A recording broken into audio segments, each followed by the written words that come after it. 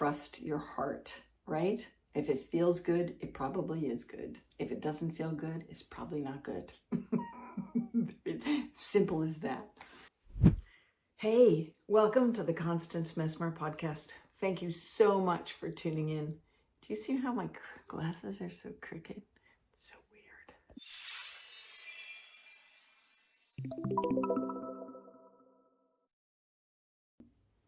Okay, listen. Do you see this hair? This is like, I feel like this should be a fairy episode. It's not. It's about tricksters. And here's the deal. This is so insane. I was going to type up all these notes because I was sitting in meditation today, talking to Spirit this morning about what I want to accomplish and say on this episode. And then I thought, you know what, it'd be easier if I type up them and then I'll have them in my brain about what I want to talk about. So I got halfway through the dictation and all of a sudden something happened and it all disappeared. And I was like, of course, because I'm going to bring awareness to trickster energy. And trickster does not want me to talk about this, okay? I don't even want to talk about it. I don't even want to talk about it because it is not my favorite topic. I've been bamboozled and hoodwinked by trickster energy only a couple times in my work and in my life. And not proud to say that, but it gave me the recognition of what I was dealing with when I was dealing with lesser beings, right?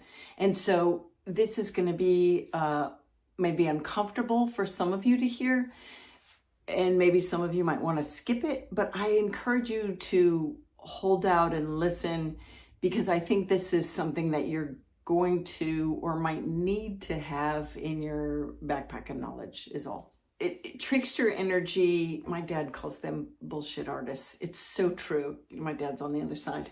They are bullshitters. They're total bullshitters. They don't have your best interest at heart. They want to pull a con on you or pull something over on you or bamboozle you to kind of just have fun, poke fun, and also sometimes accomplish their own agenda.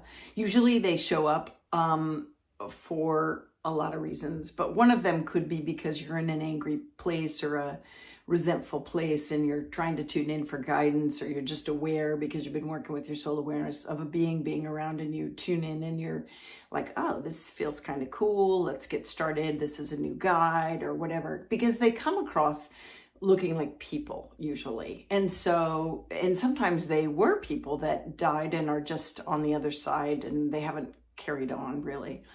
So if trickster energy doesn't appear in human form looking like a human, they could appear as an off-planet being, as a shape, as a color, as an animal, or they could seem formless like a shadow. And you might also not see them clairvoyantly at all. They may come to you as a voice in your head, sorry to say, or an external voice. And sorry to say, because, you know, when you're hearing voices in your head, your job is to discern which ones you want to listen to and which ones are not worth listening to, even sometimes in the case of projections and mental embellishments, which we'll get into later. Discerning the voices in your head, that's a whole topic I should get into. The trickster energy that I'm going to talk to you about today is that which you can get rid of on your own. Just want you to know that. And so you maybe begin the relationship, you know, this is also in the physical, right? You're like, oh, this person's really cool. And then all of a sudden you're like, ew, I don't really like them after all. They're kind of creepy. Same with trickster energy, people. So trickster can come across as a few different, well, several different, Spirit saying, ways of presenting. They could come as projections. That's a whole topic I'm going to cover in a whole nother episode because that's kind of its own area. But they could be posers. Do you remember my Jesus story? I was like, you know, tuning in, not setting an intention, clue, not setting an intention. And all of a sudden, someone showed up in my field of vision, looked like Jesus, had the sandals, the robe and everything. And I'm like, oh, it's Jesus. And he was like, yeah, I'm Jesus. And so he's like, follow me. And I'm like, okay. And next thing I know, we're in my field of vision walking down this stairwell. And the farther we go, the darker it gets and the heavier I feel and the more uncomfortable and creeped out I get. And I was like, wait a minute. And I just was like, ugh, I'm not going any further. I'm not going any further. And that was not not my favorite moment in life. It was when I wasn't really doing reads for people. I was really just kind of working with the psychic terrain in my own, as part of my own spiritual practice. And I'm going to come back to that story at the end. But what it taught me was a lot of things. Like when I've pulled off of people's fields, entities or trickster energy trickster energy might pose as guides, right? They might come in as claiming they're guides. They could present as posers, like the Jesus dude, like, this is who I am. And then after a while, you're like, you're not that at all. And like I said, projections, which we'll get to later. I'm trying to think if there's any other. No, mostly it's those that I've come across. Who knows, you might have more of your own. So let me tell you a bit about their characteristics. Mostly what the deal is, well, wait, let me say this. People ask, are they demons? And I'm like, yeah. Are they, are they could be. Yeah, they could be. They could be lesser evolved, like demons, right? Which is such a bummer. I was just getting that. Like, don't say no, because that's the truth.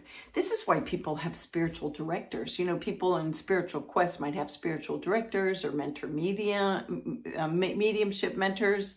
Saints, sages, swamis of old have often always had a spiritual director to kind of bounce off what they're getting so that they might make sure it's of the highest truth and the highest good coming forward. And even Teresa of Avila in her book about the castles, and she talks about reptiles in these lower realms. And the castle is just a metaphor. Can you tell I'm on a spinny chair? If you're watching this as a viewing experience, I'm turning. The castle is a metaphor for consciousness. And so in the lesser evolved consciousness, or in those lower spaces, when you're trying to make soul communication, you might run across these beings that are trickster energy. So let me now tell you about the trickster energy, and I'm not going back and edit this, and I'm not going to have my editor edit this. We're going to roll with this because I'm just thrilled that I surrounded myself with the angels to say, we need to keep tricksters at bay. I want to record this and I want to present it. So are they demons? I'm not sure. Some, yes, probably. Now, what I do know is they don't have your best interest at heart. And so they'd rather you not contact the higher realms beyond them. They'd rather you not attain your own enlightenment or your own highest good, right? And so here's the deal with how they are. Let me look down at my notes. Got through all that. Yeah, they're in lower astral because the frequency of their being is not a high vibration, right? So what about the tricksters? They, the way they come across is that they might give you stressful or disastrous predictions. Like you might tune into them, or they might come to you and you might like, great, a new guide, let me tune in. And then all of a sudden there's a really, cool thing happening and you're like, okay, this feels right. Maybe they're going to build up your ego. They love to go in on the ego and tell you this, that, and the other thing about what you're going to accomplish, because it strings you along and keeps you engaged in them. But all of a sudden they'll also resonate with your insecurities and fears. So they might deliver disastrous predictions that fill you with greater anxiety and fear. They might play on your fears, right? Because you're vibrationally putting that out and they're attracted to that. They might also somehow press you, this is an alert right now, to harm yourself or to harm others. Trickster energy right there. They might turn you against others or work to alienate you from your friends or family. They might, again, focus on negativity or revenge. You might bring a problem to them about someone you have an issue with, and they might fill your head with revenge thoughts because that's what they align with. And they might push you also to make sudden changes or important decisions without having you consider, how do you feel about it? They're not going to be interested in your associated feelings around these sudden changes or important decisions. They're going to more so try to manipulate what you're up to, right?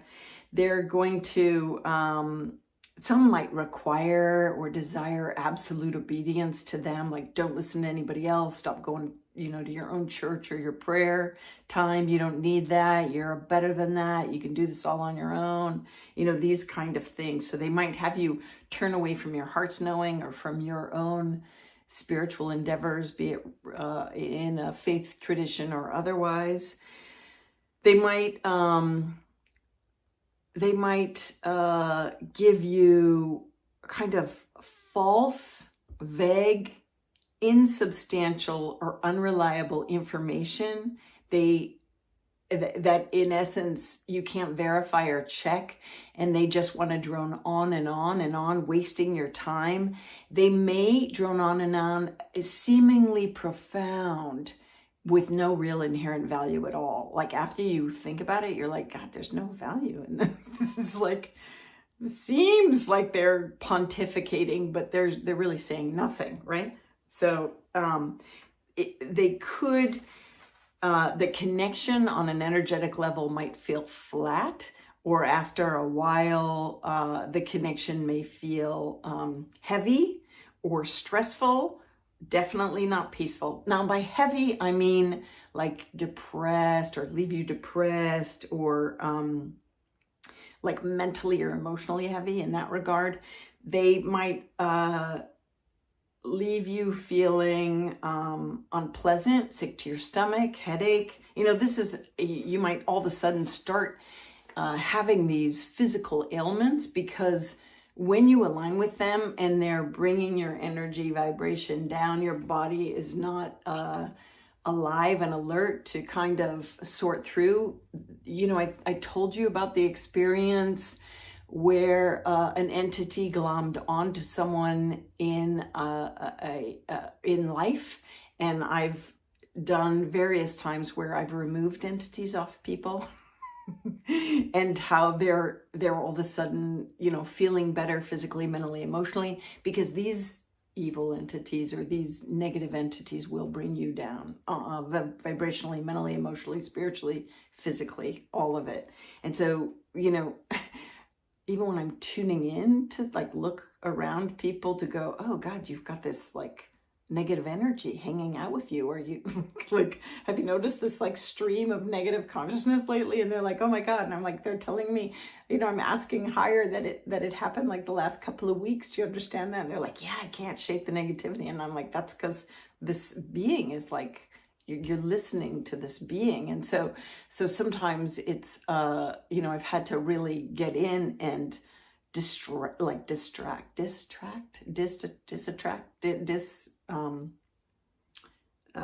kind of disconnect these beings that could be in people's kind of mental spaces and vibrational spaces. And so when I do it sometimes and I'm tuning in, like, how does the spirit feel? I can end up with a headache because I'm like, God, don't tangle with the darkness, Constance. Look at it from a distance, or ask your guides and angels to say, give me the characteristics of this entity that I'm picking up. But, noticing empaths that are out there that, feel, you can do that with even a trickster energy. You can tune in empathically to lower lesser spirits, and when you do, you might notice that you get this headache, or this uncomfortable feeling. Like I was getting a headache, like thinking I even want to talk about this today, but I know it's needed. I have to, right? I have to. So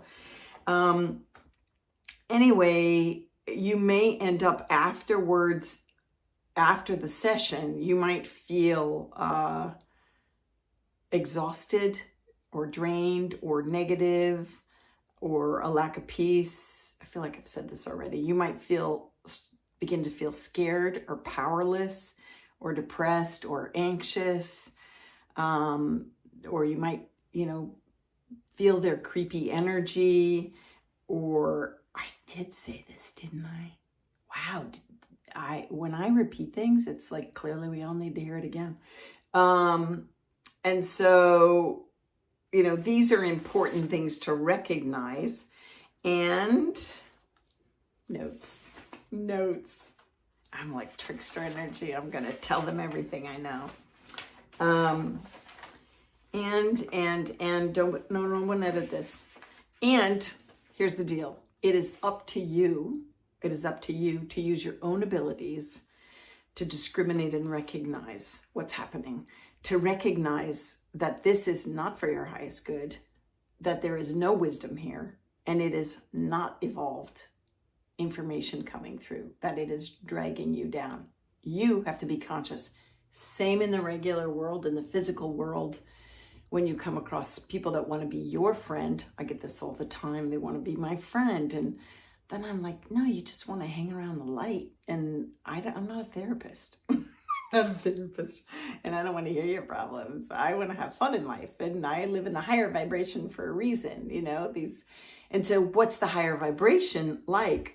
It's peace, joy, love, lightness, expansion, all of these things. So when you're getting guidance, you want to always check the information because we have free will. And so you're going to ask yourself, is it for, like, if you get a directive from spirit, do this, whatever, you're going to ask, is this for my highest good to follow this information? And you can put your hands on your heart and say, is this for my highest good to pursue this, take this path, or whatever this guide is kind of giving me. This guide is kind of giving me. Dad's saying bullshit artist. Hate manipulation. You want to ask, does this connection limit or expand me? Does this, is the information that's coming through, is it accurate and verifiable? Like, can I check on it? Are they saying things that are predictions that actually come true? Or, are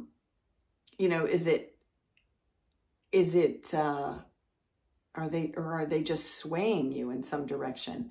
And you're going to ask, does the information or guidance have practical value? Like, are they just droning on and on with no real substance and there's no practical value in it? That's huge, right? Also, you're going to ask, is the information useful? Can I rely on it? Is it helpful? All of these things, especially if they're just pontificating.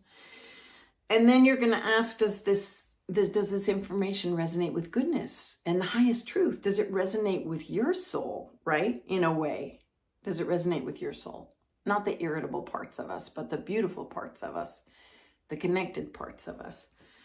And so that's the next bit is, remember clear sensation?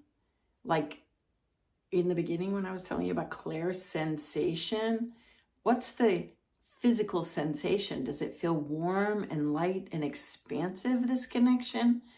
Or does it feel heavy and dark and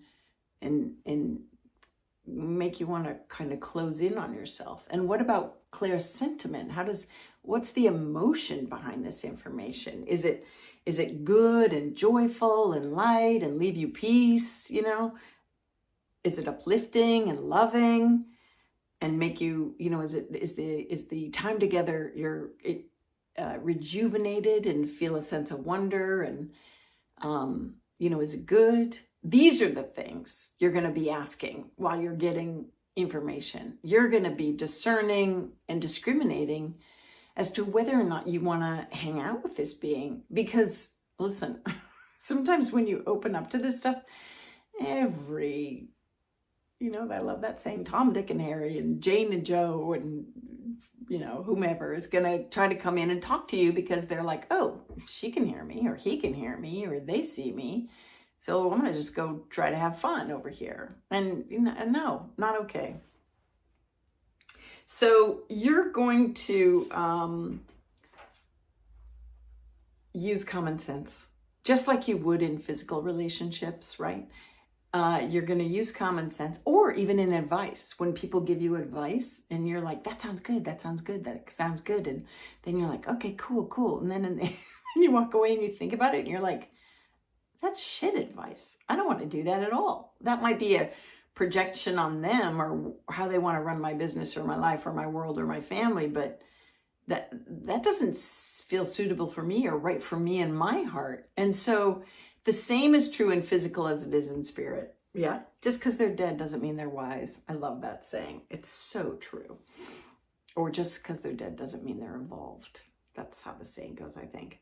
You're going to know in your heart what's best for you and whether or not to use the information or even stay and maintain the connection. So to get rid of them, you have to be firm. You have to sever the connection. You can say, I have no time for you, go to the light. And you turn your attention away from them, because the second you wonder about them, it's like inviting them back in. The second you try to be like, what was that about? Asking them that information, then you're in again. When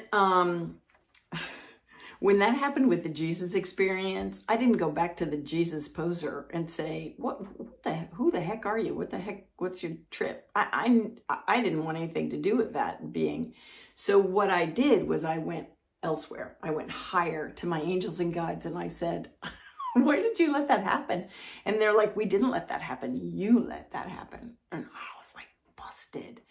And then I said, they said you didn't check immediately. Like when a being comes to you that's new, that you've never had experience with, even if it looks like Jesus, walks like Jesus, talks like Jesus, throw light at it and say, are you of God? Are you of truth? Are you of light? Are you who you say you are, right? Are you of God, Great Spirit, whatever you want to refer to that being, that all that is. Are you of God? Are you of truth? Are you of light? Are you who you say you are? You throw light at them. Remember, I told you my grandmother, who was on the other side, taught me that. And at the very moment, my friend was at the College of Psychic Studies in London, learning it for herself in the room. Throwing light at something to validate it as truth is powerful, because the intention is to know, are you good? Is this good for me? Is this for my highest good to maintain this connection? If they are not who they say they are, if it's not for your highest good, usually they can't hang in that vibration and that big ball of light. If you imagine in your mind's eye holding a big ball of light and throwing it at them, you take it from the power of the cosmos, from the divine, the angels. Ask the angels, they can't hang in that vibration of that light. So they go, they're like, oh, busted, and they're out. If they think they can still pull one over on you, they might come back, and they might get big and closer. Or if they are who they say they are, they will get big usually and come closer, because they are that, and you're going to feel it as warmth. This is just in any new scenario. When you meet someone, are you of God? Are you of truth? Are you of light? Basically, do I want to connect with you? So if the being comes closer, and then sometimes they glow because they're like they are, and then you're like crying because you're like, okay, this is cool, because those are all good feelings. But if they leave, then they weren't anyone you wanted to associate with anyway, right? It's the same when you call your friends on their bullshit. Sometimes they don't stick around because they're like, oh, I can't hang with her anymore. She's all goody-goody now. She's not putting up with my whiny bullshit negativity. Can't play in that playground with her anymore. She's not interested in, bitching and moaning and blah, blah, blah. So same with the spirit world. But if they think they can pull one over on you and you're not really fully behind your words, if you're not really fully behind your words, they may try to stick around, in which case you're going to sense it still. You're going to be like, no, I can do better. I can do better. Like all those mates that want to pick you up wherever, and you're like, no. Talk to the hand. I can do better. I'm going to go somewhere else to get guidance. That's legit, good, cool, beautiful, makes my heart sing, And so, and if they keep coming back, then you have spirit come in. You ask your angels, can you take this being away? can you take them away? Mostly it's turning your attention away so that you're not listening, seeing, communicating with them anymore, and recognizing that the second that you do, you're inviting them back, you're drawing them to you. And so, call on your angels to surround you if you want to. This is done with intention. Ask your angels about what was that for? Why did that happen? Why did I have to experience that? I want to know more. But you need to really sever the connection to the trickster energy. So that's what I did with the Jesus. Remember the poser? After that, I went right to my angels and so when I did ask them, why did my soul need to experience that? I didn't ask the trickster. You don't want to engage. Why would I ask him? I don't trust him. He's a creep.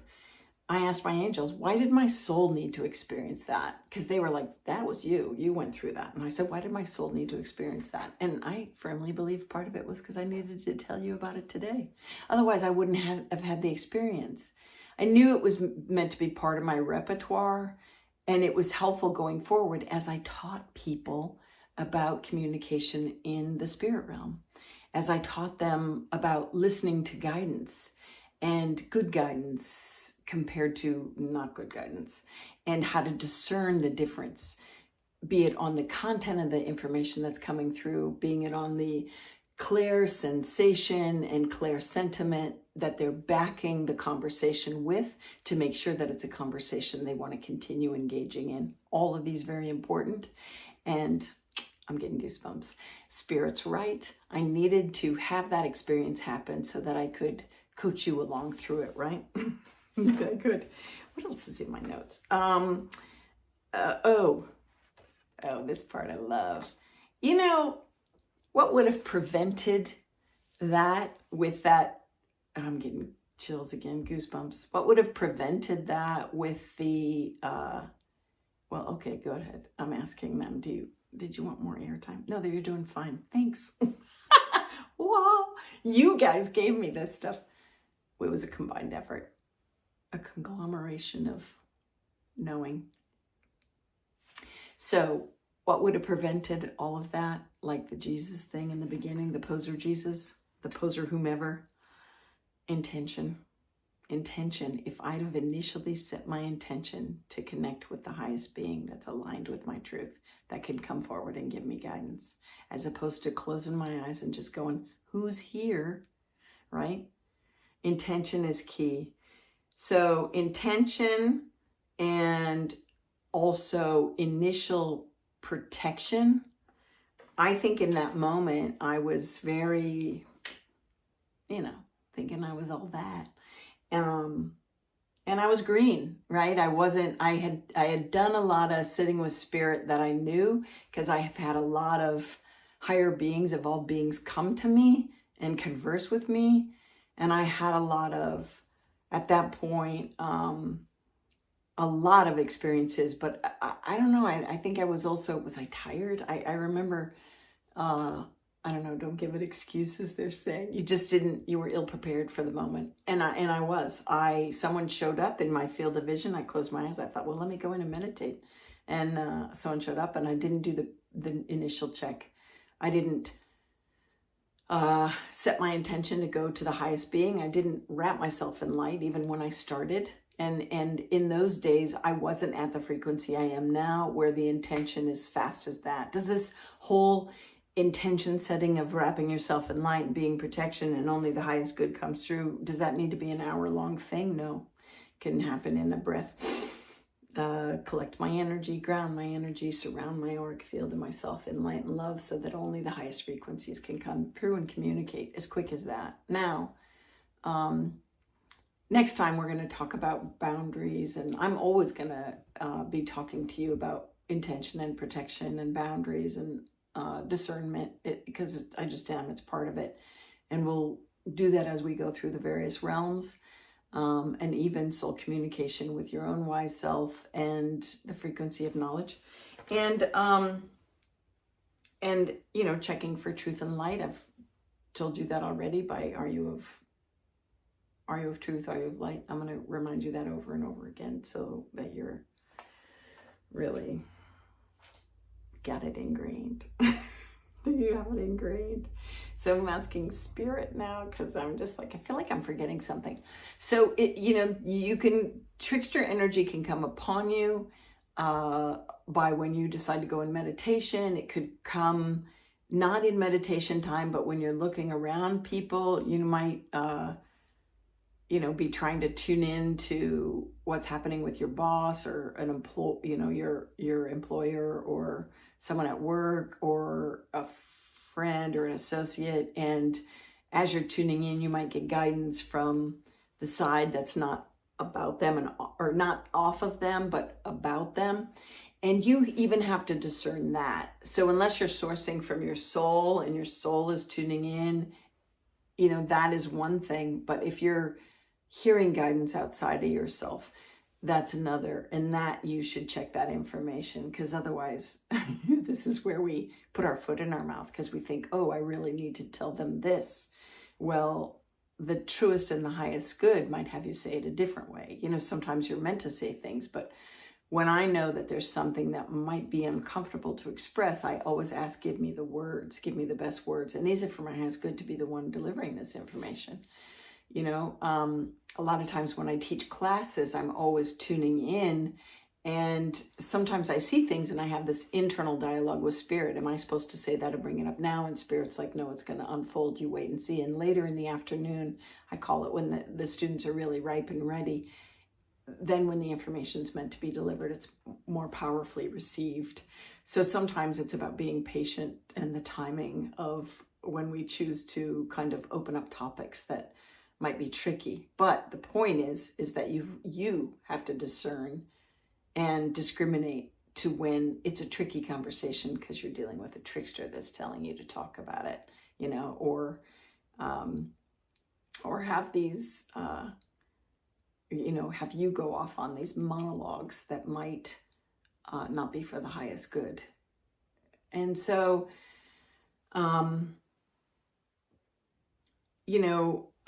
that's it. There it is. I was like, I know you want to say something else. Because tricksters exist, does that mean you should stop on your path of your soul work that you're exploring with me? Does that mean you shouldn't explore soul awareness and, interpsychic rapport and inner communication? When the tricksters love that, that's probably their agenda. And so instead, I invite you to rise above and don't just open up to anything and everything. This is why I'm going to teach you to work with your specific team of guides, angels, beings of light that you can trust, that have your best interest at heart, that are for your highest good to connect with,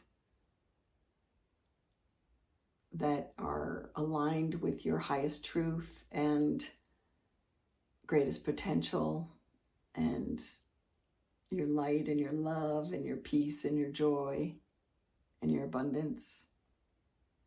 It would be sad for me if you got stuck in lower astral and decided to stop there.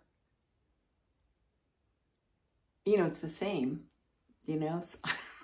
when we have relationships with someone that we're thinking, this is the person, and then it doesn't work out. It doesn't mean you stop going out to try to find the right one for you. I know you know what I mean. So, trickster energy. I just want you to know it exists. I don't have to deal with it anymore, and some of you listening will never have to. There's a lot of reasons why that is. Some of you might work in that arena to help others or whatever. I just want you to learn to discern the truth of your experience and where the source of the information is coming from, and always aim higher. Aim as high as you can go, which is why when we go into connecting with guides, I'm going to have you use that intention, intonation, whatever. I ask to be connected to the highest being that's aligned with my truth and can come forward and give me guidance now. I ask to be connected with the highest being that's aligned with my truth that can come forward and give me guidance now on this, that, or the other thing. And the cool thing is then you jump way over lower astral. You just skip it all. You don't play in that playground. So that's it. I'm glad I'm glad you hung around with me on this delicate topic, which needs to be addressed. But I would much rather talk to you about the higher frequencies. So we'll do a few more episodes on how to deal with projections and mental embellishments, and then we'll also get into protection and boundaries and healthy boundaries and all that kind of stuff. So you got this. You got this. Thank you so much for listening. It's a really important topic. Trust your heart, right? If it feels good, it probably is good. If it doesn't feel good, it's probably not good. Simple as that. I love you. I love you. I love you. I love you. I love you for doing this. You're just gonna, I don't know. You are rocking and rolling. It's cool. Thank you. Thank you. Thank you. Thank you. Thank you.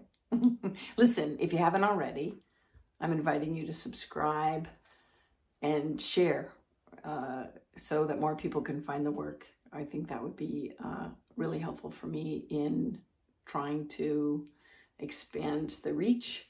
And yeah. Okay. There's a saying, namaste. Namo, I bow to you. Namaste, I honor the divine in you. When I am in that place in me and you are in that place in you, we are one. So, namaste. Legally speaking, this podcast is presented solely for educational, spiritual, and entertainment purposes. It is not intended as a substitute for medical diagnosis, treatment, or the advice of a physician, psychotherapist, or other qualified professional. You should not use this information to diagnose or treat a health problem or condition. Always check with your doctor. Thank you. Thank you for joining us today. If you've enjoyed this episode with Constance Messmer, we'd like to encourage you to continue your spiritual journey with this next episode.